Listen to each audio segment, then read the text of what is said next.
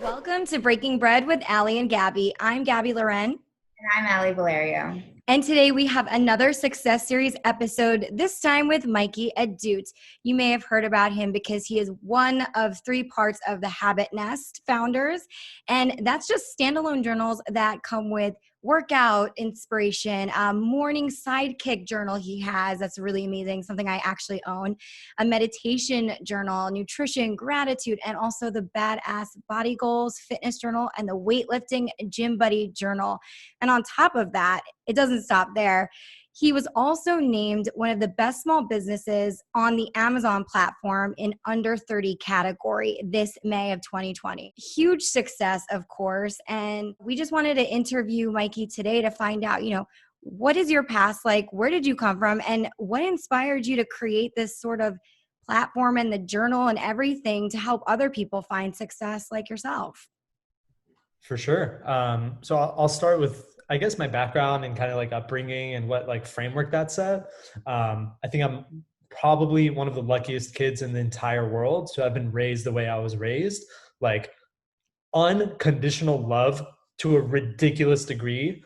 And like, I've never been grounded in my entire life. I've had so much support from my mom and my dad. And like, it made me grow up to be emotionally invincible on the inside, even though I was really growing and like had a lot of insecurities growing. Like I was like 200 plus pounds growing up. I was the biggest kid in my whole school. I was so insecure, but it put me in a place where like really deep down, I guess I felt really loved and comfortable and like able to like maneuver through all of those emotional difficulties and feeling accepted in like high school and middle school and college and all of that.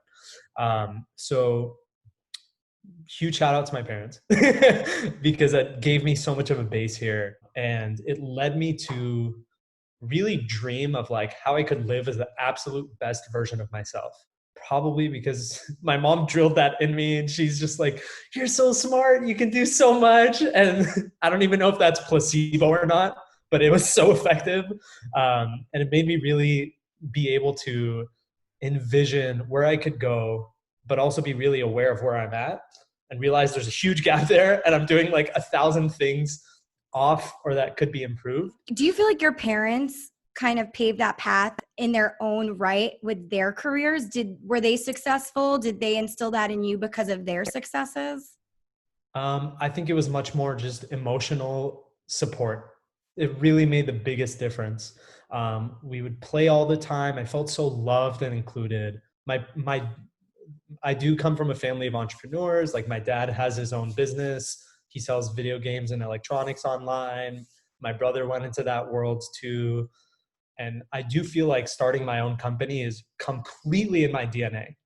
And I say that because I was like 8 years old and I would be playing Neopets and I had like millions of Neo points and I found ways to like break the system. Like, it's so funny when you actually look back on your childhood and like see these patterns of like, oh my God, I was like born to do what I'm doing right now. And I feel like I'm really lining up there. So I think it is a mix of genetics. I think it's a mix of crazy support and feeling emotionally invincible that let me dream and like want to fulfill my dreams and like take those huge risks. I'm a little curious about so you used to weigh 200 pounds. Yeah. I actually work in health and fitness. So I know you say you grew up very supported and like loved, but Yeah. you overweight, there had to have been something maybe like a little bit more emotional behind that you had to get behind. Did that inspire you at all to create all these motivational journals for people to help them improve their lives? Yeah, absolutely. So, I think it's a mix of a couple things. Like I always tied my weight to my confidence and like how I would view myself. And that was like a 15-year thing to unwind. Um, that was a huge part of the journey. And obviously I was losing weight throughout this and going like up and down, up and down, up and down. Um, and I still feel like that's a vision of like living as the absolute best version of myself, is really owning my food choices, using that to like get in the best shape I can. But that was a big part of the process. among a lot of other habits that I changed is just like, what am I eating? Am I working out well? Am I being organized? Am I reading? Am I, like tons of things. What inspired you to do all those things? Did you have something keeping you accountable during those times? Great question. I did. So I graduated college and I was just like kind of unhappy. Like I wasn't bad, but I wasn't incredible. And it was really pissing me off. And I sat down with one of my best friends and him too. He was going through like a 6-year breakup and he was like devastated. And it was December 31st, like totally coincidentally on that like New Year's resolution planning day. But I went to his house and we sat down for like 6 hours and we're really unhappy. If we were really doing the best we could in our lives, what would that look like from a family standpoint, from a confidence standpoint, from a health and fitness standpoint, from a business standpoint? And we like wrote out this dream vision. And then we sat and we're like, I'm really cynical. So I can't do just like a vision board. Like it doesn't work for me. So I'm just like, okay, this is where we want to go. But how do I reverse engineer that? Like if I were really to say no BS, full accountability, and like never make excuses, what would it actually take for me to live up to that vision and potential? And we broke that down into like daily habits. And for me at the time, guys, it was like, I would wake up at like 11:30 a.m. because I'd sleep at like 4 playing video games. And like my first step was wake up at 9:30 every day. And it was like actually a challenge for me. I swear. And it was stuff like, don't play more than an hour of games a day when I'd spend 10 hours before. And it would be like read 10 pages of a book and like go to the gym 4 times a week and eat like X number of calories. And I had this huge, so you asked about accountability and it came from 2 places. One, my best friend did the same thing and we had like a blood pact. Like this was such a deep thing. We would call each other like 3 times a day and be like, yo, how are you doing? Are you following this? Are you doing this? If someone fell off the wagon, we'd like pull each other back. And that was huge. But the other piece was I drew a gigantic whiteboard.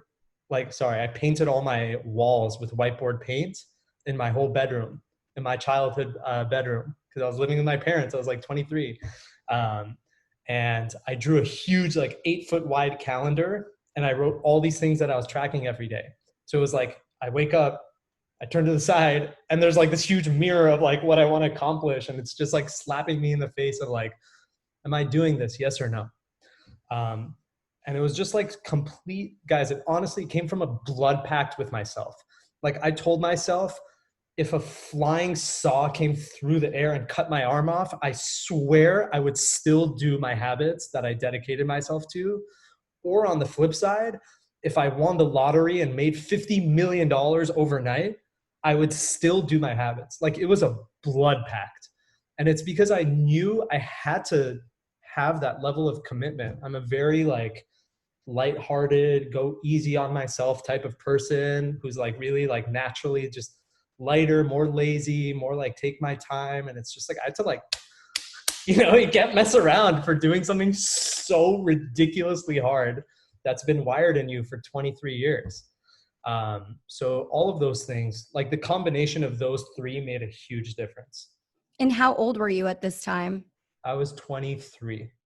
Wow. So you had to have been very inspired to at 23, like take I don't want to say you were lazy, but by what you're saying, maybe it's, yeah. So maybe, to take your lazy self to like become more committed to doing things that were going to enhance your life. Do you feel like because your friend was also in a rut that your experiences together and your accountability together helped a little bit? Yeah. I mean, that made a huge impact having him there. And I don't know where this came from, but I was always really self-aware to like not make excuses. I'd always ask myself like, fast forward 20 years from now, if I were to be at my goal in life, like looking back, what are the excuses I could have made that I didn't? Like I'd always be scanning for that. I'm a very no bullshit type of person. And I take complete accountability for everything I mess up on. And I forgive myself immediately and I learn and move past it. But it's like, you just have to watch for your own stuff. Like we all have stuff it's really easy for us to lie to ourselves. and not follow through with what we really want to do. And I actually think it comes from a deep place of like inner peace and inner love, and fully accepting who you are, like accepting everything that you mess up on and being really open-hearted about it, to forgive and move forward. Like so much of this is soft skills. It's weird, but it's so, do you guys feel that way too? Mikey, what do you feel like is your why? I feel like that's always the biggest part of setting any goal, is like understanding what is not just like what are the steps that I need to do to get going, but like what is your why behind it? So what was your why to change your life, and like what keeps you motivated? Because I think that's the thing. That's an amazing question. My why is fulfilling my potential as a human being. It's my biggest driver in the world. I feel like I have so much respect for the gift of life that I've been given. And the fact that I get to play in this world has been what's driving me for like 10 plus years now. It's just like, we're ridiculously lucky. And so many people talk about like gratitude. But for me, it's like, it's just this opportunity. I don't want to waste this. Like, this is awesome. We get to experience the ups and the downs of being humans. We get to play. We have free will. We have choice. And I really don't want to throw that away. And I think that's also a huge purpose behind Habit Nest, is helping people do whatever they deem as the best for them in their own way, in the fastest way possible, where they learn and improve themselves and like fulfill their potential. There's no feeling like fulfilling your potential. It's unbelievable. Do you find yourself to be a spiritual person? I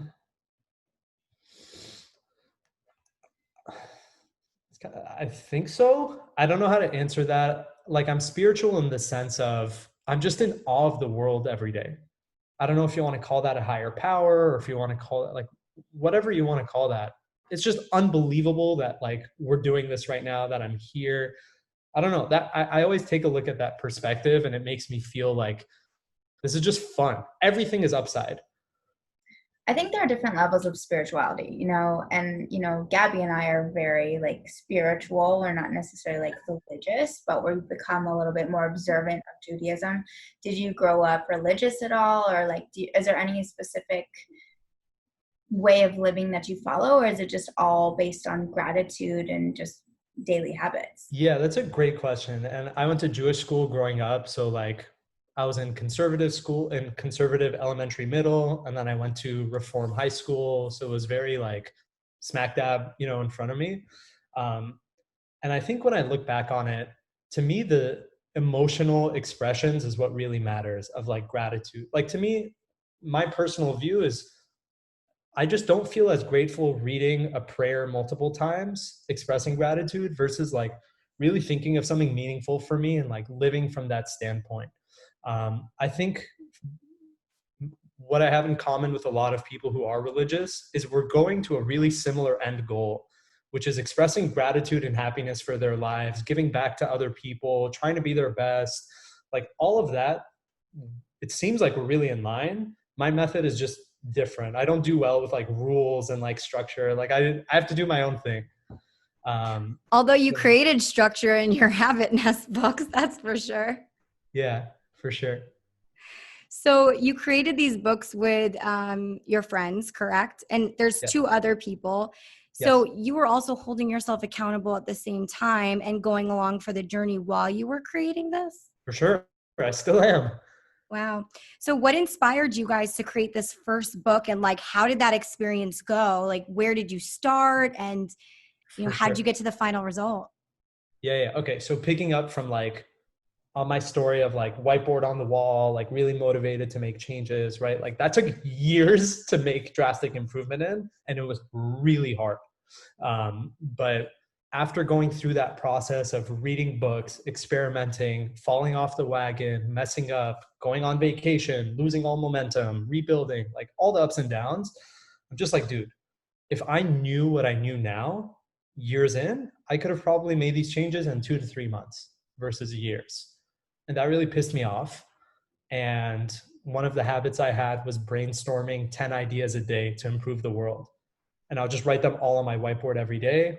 Anything from like what do I get my mom as a birthday gift, to what's a fun date idea, to what's a whole new business I could start, like literally anything. And after doing that for 2 months, every day I had hundreds of ideas. And one of them I just could not stop thinking about is like creating this systemized process for improving habits. And I knew, like once I thought about it, I knew. I saw my co-founders in the gym like a day later, talked about it randomly because I was so excited. They were both super into that world too. They're both really smart and incredible people. And it kind of snowballed into like, let's build a product out of this.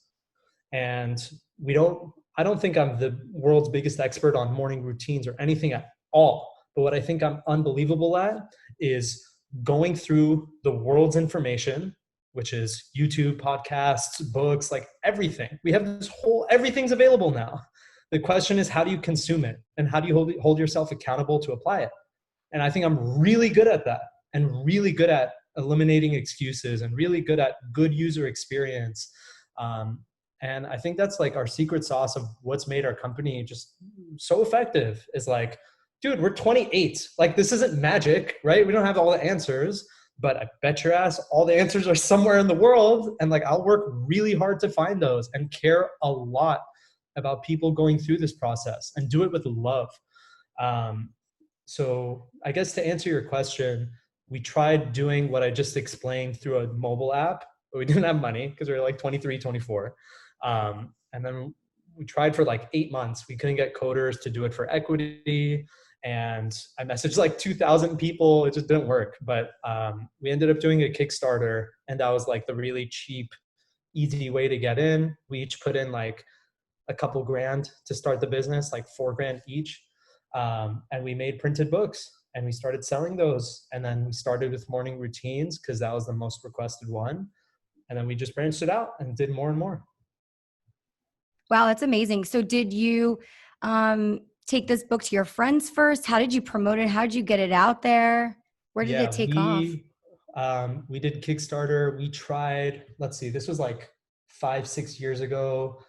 We just posted it everywhere. And honestly, the things that worked the best, one was Kickstarter's platform itself. It had 30% of our sales came from like internal referrals from there. But honestly, if I was recommending like today what people would do for marketing, is it's paid ads. Nothing has come close to having the impact on our sales as paid advertising has, specifically Facebook and Instagram. And what ended up working for our business, we gave it to our intern. We're like, hey, here's a podcast on paid ads. It was called The Art of Paid Traffic. And we're like, go listen to 60 episodes, create a plan for us, and launch. And he did, and it worked. And like, we took it over from there. But to answer a marketing question, that's what worked for us. Wow, work smart, not hard, I feel like is the message you just got across there. Both. But yeah, you were also going through the experience as well. So tell me a little bit about, I've seen this because I was actually gifted your book for a birthday present like 2 years ago. So I'm just wondering for like everybody else out there who maybe hasn't seen one of your Habit Nest books, if you can just go through what it entails, how it gets people to kickstart their, whether it's the morning or, you know, something else, another goal, because I know you have a few books. I just grabbed our closest one, which is our gratitude journal. So I'll show you guys a template. So pretty much what makes our books work really well is the mix of content, which is over here. It's like reading material, and a mix of questions to hold you accountable and learning. So what happens is like, it's 66 days long. So every day you have something new to learn, and you have different questions to prompt you in different ways. That keeps things, I think, really fun, fresh, like exciting, challenging. There's a lot of variety. And I mean, just common sense wise, like, guys, there's tons of ways you could go about building a gratitude practice, right? And I think every single person is wired differently. So what this format lets us do is like, hey, this is not a one-stop solution. Here's 60 different ways that you could go about testing this, and try each one and see what sticks for you. And like by the end, if you have 5, 10, 15, 20 things that are really impactful for you, that's a game changer. Like, you have really made a difference and taken so much action to impact your life. And in the same way, for the questions that we have on the other side, Like these are really deep personal reflection questions or really light challenges for like how you can express gratitude in small ways or in different parts of your life.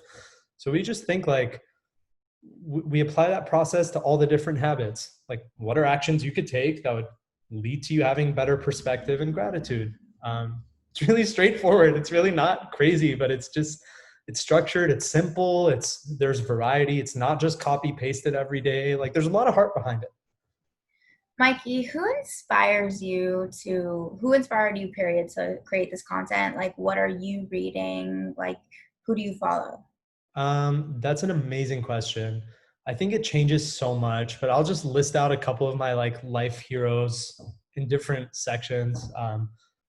A huge one is probably Gary Vee. Like I feel like I'm really wired similarly to him in terms of gratitude, positivity, optimism, hardworkingness, business. But on like totally other ends of the spectrum too. Do you guys know who Daryl Davis is?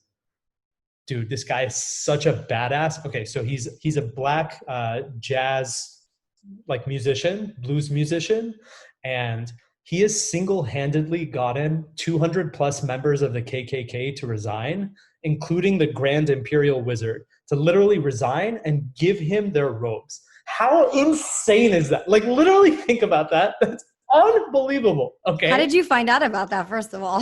How did I find out? Probably like a random podcast where it came up. Like he was on like Joe Rogan, but I've heard this story for years. Wow. And it just blows my mind. Like the level of confidence and empathy that this guy has. And the way he does it is he will build year-long friendships with people, just with KKK members, just talking to them. And it's like, dude, like imagine how much that takes. Imagine like if you're sitting with someone who's in the KKK and hates Jews. Like, what's our first reaction? Like, F you, like, really harsh. But he would open-heartedly listen and not judge them and be persuasive enough to get them to actually question their own views and do it on, like, that's unbelievable to me. And, like, he'll forever be a life hero just because of the levels of empathy and confidence it takes to do that. I think there's a lot to be said for someone who can listen and not judge someone. And like we do it all the time. Like how easy is it to listen to a friend telling you a story and like secretly kind of judge them, even if it's a little bit like, I don't know. I think there's a lot to be said for the power of that and being persuasive and guiding someone when you feel like you have the right vision for how to live a better life. And now when it comes to other people that may want to attain success or start a business, what would you say are the most important things that they should focus on or do in order to have There's that? one thing you can do that will make the biggest impact above everything else, and that is learn how to learn things as quickly as possible and as deeply as possible. Like you have to realize where the world is now. Every inch of information is completely available everywhere. And the question is, who can learn that information the fastest and absorb and apply it? I think what makes the biggest difference for me, I would say you guys have probably read more books than I have, but I would go to war and challenge you and say, I don't think you've absorbed them at the depth that I have. Because every book that I read, I take every section that is really impactful and I put it all in like organized chapter summaries. So I have like 15 books that have molded me the most, organized chapter by chapter with only the most important sentences. And one of my best habits I ever made was I would review those books and just reread one chapter. It'd take me 3 minutes, but I did it every day for like 2 years. And I absorbed all these books that I'm like, dude, I know these are going to change my life and I never want to live a day without the knowledge in them. So I think that depth of focus and like absorbing the things that call to you the most is what will make people really stand out. And also a hunger for just learning anything in the world as quickly as possible applies to any field and will have the biggest impact among any other skill. And how do you think you have changed since you started your business and did all this personal and self-development? Oh my God. I mean, like, like every way, I don't know.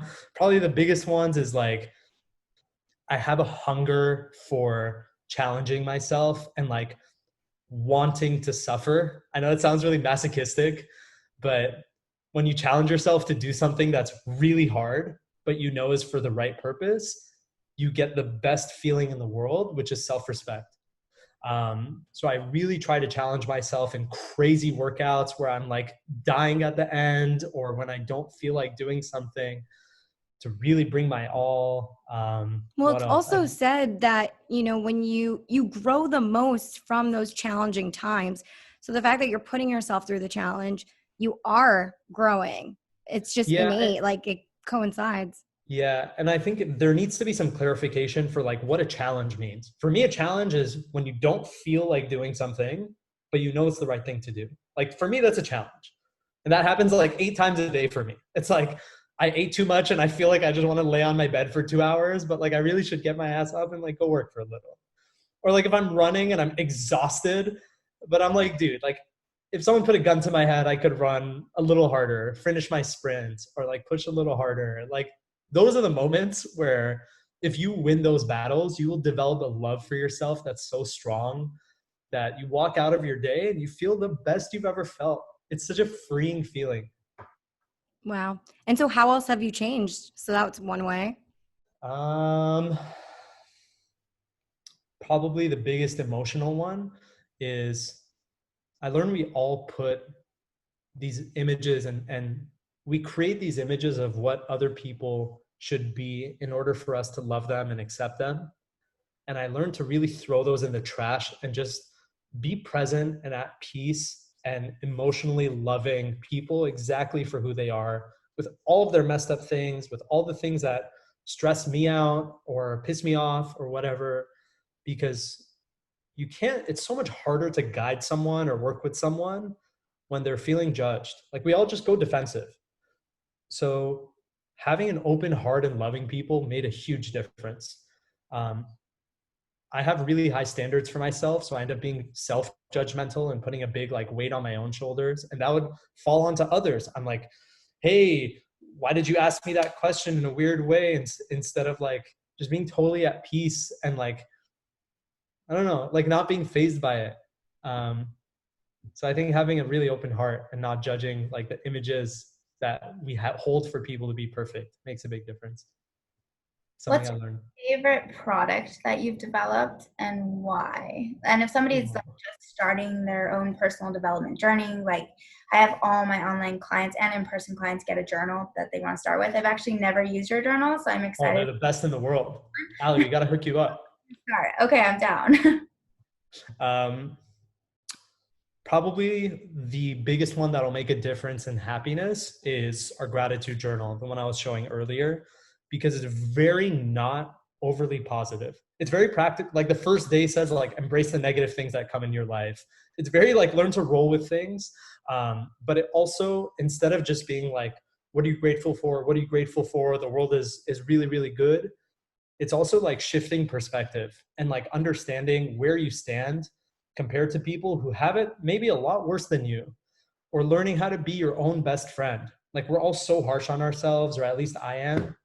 And like talking to myself, like how my best friends would talk to me, completely changes how you go about your day. You feel so much stronger, so much more empowered. And it's like, if you do that in different flavors every day with like the different questions we ask in here, like it makes a big difference. So I really like that, and our weightlifting journal, because it's just made a big difference. And it's like a really challenging journal. Those are my two favorites. Amazing. So do you feel like your other partners in the Habit Nest have gone through a similar experience to you, like where they've grown so much through this process? And also to get here, how did you guys split up the responsibilities working as a threesome? Yeah, I think so. We all have very different journeys here. We're all really fascinated by this world in different ways. Like I shared my story. Um, Ari, our other co-founder, is basically like a monk who has like perfect discipline, wakes up at 4 a.m., meditates every day for the last 10 years. Like it's harder for him to wake up at 8 a.m. than it is to wake up at 4 a.m. He's one of those. I don't get it. But, and then Amir is like somewhere in between us. But I think that led to a really good mix. Like I'm the really naturally lazy one who doesn't want to do anything, and like I'm just a blob in like my natural state. He's like the very like disciplined. I can hunker down, work for 12 hours straight, like nothing will faze me. Um, and I've learned from him, but like our products fall somewhere in the middle of that range of being really loosey-goosey and very harsh. It's like a really good balance of the best of both worlds. In terms of how we divvy up things, we're just really independent, and we really each follow our passion, and we don't judge each other, and we really try to throw our ego in the trash. We will go to war arguing our points because we're all really stubborn, but it all comes from a place of love. And like, I would be willing to place a big bet if one of them is really passionate about something. And even if I think it's the worst idea in the world, I'd rather empower them and just let them fly. And even if they're wrong, they're wrong. And sometimes they're really right, and I was completely wrong. But like, we have that culture. It makes a big difference because you can take risks. And with the state of where the world is now, like, you have to take these huge risks because the payoffs are enormous. And there's lots of ways of doing things now. So I really love our culture. Was there ever a time where you felt like giving up? No. Never? No. Wow, I love the confidence. That's amazing. We should all have that, Baruch Hashem. Amazing. Me. I'd rather do this and fail and start companies for the next 20 years than get a job. Like, that's just me. I literally can't function another way. Where do you see the future of your business going? Are you a Leo? What's your sign? You're so funny. No, I'm a what? So that was a two-part question. Sorry. I'm a Libra. I'm not into the whole sign world. I'm sure you guys know a lot more than me, but She's going to start asking you what your rising is, what you're descending. I don't even know, but Alie knows the astrology stuff. Gabby's like, I'm so over this astrology stuff. She's like, Alie, it's probably talked to me. No, Alie, this is so Alie. She loves it, and she analyzes on horoscopes, like on point. Look how excited she is. Alie, you're beaming. It's so funny. So All of it. what, Alie? I just love all of it. No, but Libras are very into like balance and skills, and like Gabby's a Capricorn, so it's like very directed, and like I'm a Leo, which is like a lot of energy and passion, but can be kind of lazy. But from what I'm hearing from you, like this journal can be used by anyone, whether you're lazy or whether you're willing to go the extra mile. Like, it sounds like it's a universal thing and tool that people can use everywhere. So where do you see your business going? Yeah. I really hope you're right about what you said. We built it to be really universal, but where we want this to go, what my vision is I want to be the home for learning anything.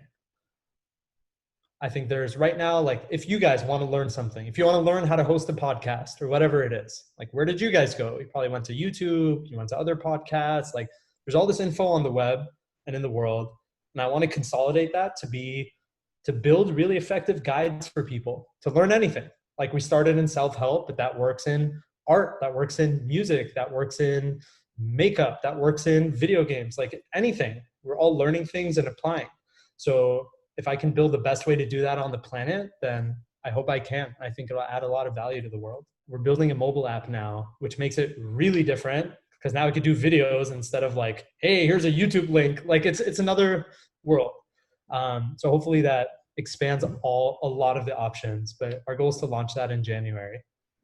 Wow. Even though you're not religious, it does actually seem like you are spiritual. Like, how does that spirituality play into your business and like the way that you interact with your clients? And I don't know. Yeah, I mean, I think it's like, even though I don't go to synagogue every week and like, have those like prayers, like where it really shines, just my whole, I guess, like Jewish background is the warmth and traditions that I had from my family, from school. Like, it makes me view every person I interact with, all our customers, people who email in, with just so much love for them. And I think it makes me like, what makes that a natural part of this process is how that's been modeled for me for years. Like, I go to my cousin's house and like they bring me in under their wing. I go to strangers' houses and they like host me and treat me like family. And it's like, it just makes it really easy to give that same warmth and love and acceptance to people who you've never talked to before and who's just emailing in and sharing their random story for like how they used our book for a week and how it impacted them. And I think it makes a big difference. Like, one, it makes it fun because you get to like actually connect with people and empathize with them and share your experiences. And then you feel like you have contribution, like it's a whole cycle. And two, on a business standpoint, I think caring makes a huge difference. Like, I'm sure you guys remember every company that went out of their way to have a real interaction with you when it was not expected. You remember those things, and it snowballs. So it's weird how like Judaism played a role in that sense, but I think it made a big difference. Yeah, I think that's also the gift of giving. And Judaism is very much so about giving. And that's one of the things I love about our community, especially the one that's local to me in LA. There's so many families here that are just so For willing sure. to open their homes and, For sure. welcome you. And so exactly, like, and when you are Jews, giving, non-Jews, to everybody. get to From what I've seen. everyone. I mean, From what Alie I've hosts Shabbat dinners with non-Jews who are so Dude, it's open to doing cool. prayers and learning, and it's awesome. It's so cool to see that. No, I'm So with you. Like the art of living is giving, and when you feel like you're actually giving to someone else, like the whole reason we started this podcast is because we believed in digestible Judaism, not just in like Torah and like religion, but also in like spirituality into it and manifestation, and why we wanted to highlight Jewish people who have not necessarily are religious, but who have done great things in their lives to share their wisdom with us. So your story is very inspiring, Mikey. We really appreciate you for being on here. Is there anything else that you want to give to our viewers that you feel like has really helped propel you forward, or some tools that you feel like they could use in order to be successful? I think just sharing my favorite books, which sounds really annoying because I'm telling people to go read 300 pages. So it's really a curse, but a blessing in disguise, I guess. or listen on Audible, that works too. Or listen on Audible. Use Gabby and Alie's code for 15% off. Yeah, maybe. Yeah. Okay. Not with Audible yet. Okay. So 2 of my favorite books, one of them is The Mastery of Love, which just led to this emphasis on like unconditionally accepting people for where they are and not judging them. And another is How to Win Friends and Influence People, which has the cheesiest title ever. But that's what taught me empathy. I had no empathy 10 years ago. Literally didn't know what empathy was as a concept. And then I realized, like, holy crap, this is the backbone of every human interaction in the world. I was super logical, but no one works like, people work emotionally. Even if you're logical, I promise you work emotionally. And that book taught me to focus completely on emotions with people, and it's made a world of a difference. So, and going back to the topic of giving, was there a specific review that you got from the Habit Nest to someone using your product that really stood out to you and impacted you? Dude, yeah. I mean, like, I feel embarrassed sharing this because it's way too much praise, and I give the people in this all the credit, but like just hearing that they even refer to us, like we've had like people undergoing cancer treatments and people quitting smoking, like really insane things. And them saying like, your journal really helped guide me through that process. Like, you start like, what do? You start crying when you hear those. It's just like, oh my God. So I give them all the credit there, but even just being attributed as part of that mix it's ridiculous. It's so rewarding. It's so cool. Changing people's lives. So what would you say was the most challenging part of this experience as a business owner? And what has been the most rewarding for you? I think we already know what that answer is, but I want to hear it from you. Yeah. The most challenging part of this process, like nothing. It's felt like butter. Like, I've loved this whole journey. I know it's a really cheesy answer. I'm sorry. But I love this. Like, it's not hard for me. I could do this forever until I die. But what's been the most rewarding, one, is going to war with myself and winning the battles that I've won with discipline, with focus, with getting things done. And 2 is building to a place that I can give back to others, and like reading those comments and reviews and talking to customers and like feeling impact. Wow. And there's really nothing, to Allie's point, that really was challenging for you during this process? I don't believe that, Mikey. There has to be something challenging, because genuinely that's how we grow. How else do you grow if you're not being challenged? I think his own personal habits was the challenge there, right? Like just doing it yourself. So keeping the habit was the most challenging? Probably, yeah. Like winning my discipline. Guys, I'm so lazy. You don't understand. I want to do nothing all day, every day. But I end up working like 8, 10, 12 hours a day. Like that's probably the biggest challenge. But in terms of the business, it's so fun. And I have zero fear of failing because I'll just start another business that I never weighs on me emotionally. Wow. Plus my co-founders do an amazing job with sales and marketing. So it keeps us cash flow afloat. But like emotionally, it's like whatever. Like, I don't know. It's really fun. That's cool. It's very inspiring. I'm sure there's lazy people at home wondering like how you did it. No, it's actually a terrible answer. It makes me so unrelatable. And I bet you guys are secretly like, this asshole. Like it's a terrible answer, but it's just how I genuinely feel. No, I don't feel like it's a terrible answer. I feel like everyone has their own way of moving and flowing and getting work done. And you know what you have to do to get it done. So even though your nature is to resort to the couch or the video games, you've worked on your discipline and your structure, even though you hate structure, to create a structured plan to be successful. So just enough structure that I can not be pissed off at it and be good. 100%. And I think that's very inspiring. And for anybody at home who wants to add structure in their life and or get something done, make a commitment, because I know it could feel overwhelming at times when you have a whole list of things to do.